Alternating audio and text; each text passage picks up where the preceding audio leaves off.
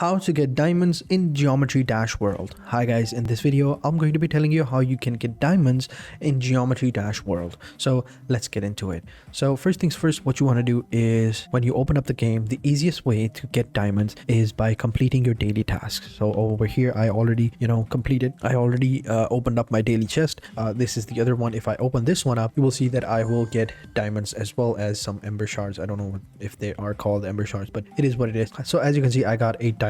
So make sure that you complete all of these up. You watch some ads as well, and after you watch ads, you will get like another chest and it will open up a bunch of stuff as well. In it you will get more cool stuff and you will get more diamonds as well. Another thing that you can do is completing online levels, completing your daily task, your weekly task, complete all of these quests as well. So you will have different quests over here. So as you can see, we have quest coin finder. If we complete this quest, we will get 5x diamonds, and we will get 10 diamonds and 15 diamonds if we complete these quests. And every new quest comes in every 8 hours or so. So make sure you complete those as well. So those are the quickest ways that you can get diamonds in Geometry Dash World. So thank you for watching, and until next time, take care and goodbye.